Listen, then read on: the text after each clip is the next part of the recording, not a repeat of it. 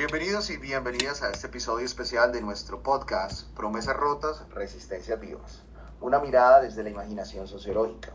Hoy vamos a charlar sobre cómo la imaginación sociológica nos ayuda a entender mejor las actividades que hemos realizado durante el curso y cómo se manifiestan las estructuras de poder, exclusión, resistencia y transformación en la Colombia de hoy en día. Estoy con mis compañeras Claudia López Hurtado, Sandra Liliana Arbeláez y Alison Yandún, y quien les habla, Juan David Márquez. Y hemos reflexionado desde diferentes realidades subalternizadas. Gracias por estar aquí. Gracias, Juan. Gracias, Juan, por la invitación, compañeras. Bueno, para empezar, quiero recordar que la imaginación sociológica es esa habilidad de conectar nuestras experiencias diarias con los procesos históricos y estructurales. Como menciona Valencia García en su texto sobre la imaginación sociológica, es una forma de pensar que nos permite reconstruir una realidad social compleja. Desde esta perspectiva, Sandra, tú mencionaste cómo las promesas de libertad, igualdad y fraternidad en Colombia han sido más bien selectivas. ¿Qué nos puedes contar al respecto? Exactamente, Juan, muchas gracias. Hablamos de cómo las promesas del siglo XIX no se cumplieron para todos. La libertad fue una idea hermosísima, pero no se convirtió en realidad para quienes provienen de vientres esclavizados. Hoy, 200 años después de la Constitución de Cúcuta, el 85% de la población afrocolombiana sigue viviendo en pobreza y física miseria. La dominación colonial no desapareció, óigase bien, se transformó en racismo estructural, en la falta de acceso a tierras, educación y justicia. Lo mismo sucede con los pueblos indígenas, que hoy están perdiendo sus territorios, mientras el Estado permanece en silencio. Y también lo vemos en el caso de las mujeres, Juan, que durante siglos hemos sido tratadas como incapaces, relegadas en lo absoluto a lo doméstico. Pero ahora estamos resistiendo a través de, óigase bien, mingas urbanas feministas, como educación, con emprendimientos, etc. Como mencioné en una clase, el feminismo es una minga urbana, que no se nos olvide eso. Lo que dice Sandra lo vimos claramente en el trabajo sobre la población afrocolombiana. Nos dimos cuenta que no es suficiente con afirmar que ya no hay esclavitud, porque la exclusión persiste tanto en lo simbólico como en lo estructural. Por ejemplo, cuando hablamos de las mujeres afro, esta exclusión es más notable porque a ellas se les pide que se ajusten a estándares estéticos blancos o eurocentrados. Se les critica su cabello natural, sus trenzas y sus formas de expresión son rechazadas. Pero ellas han resistido con orgullo, recuperando su historia, sus peinados y su arte. De esta manera, la imaginación sociológica nos ayuda a entender que esas acciones cotidianas también son formas de resistencia. Muy cierto, Claudia. Y bueno, Alison y yo trabajamos con las comunidades indígenas de Ámbalo, Cauca, y ahí nos dimos cuenta de que la subalternización de los pueblos originarios no es solamente un tema del pasado. Hoy en día, por ejemplo, la comunidad Nasa está siendo desplazada de sus territorios mediante tecnologías como drones. Las lenguas ancestrales están desapareciendo y el Estado solo aparece cuando necesita votos.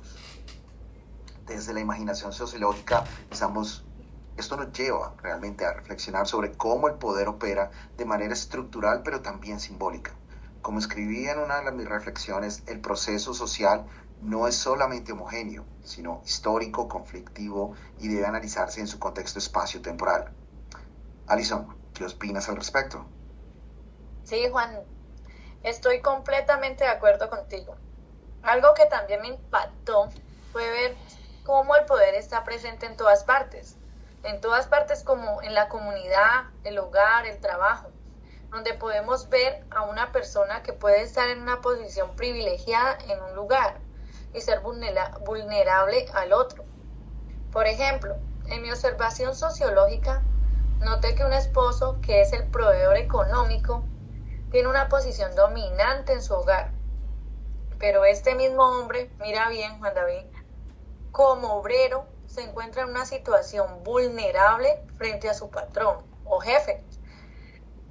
Esto nos muestra que el poder no es estático, cambia según el contexto y muchas veces no lo notamos a menos que lo analicemos desde una perspectiva sociológica. Juan. Claro que sí, Alison. Es que en el caso de nosotras las mujeres lo hemos visto de manera muy clara.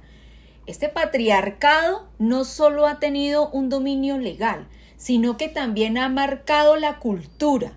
Ejemplo, desde la religión, donde nosotras solo podemos ser monaguillas, hasta estereotipos que nos hacen parecer infantiles. Pero hoy en día, muchas estamos desafiando esas estructuras. Emprendemos, nos educamos, nos formamos y criamos. Hemos transformado el silencio en historias y las historias en luchas. Y eso también es imaginar un mundo diferente. Compañeros, lo crucial aquí es que estas resistencias no son actos individuales, sino que están profundamente enraizadas en lo social. Se basan en la memoria histórica, en la cultura y en los saberes ancestrales. Como mencionamos en el análisis, no son víctimas pasivas, sino que son agentes activos que construyen comunidad.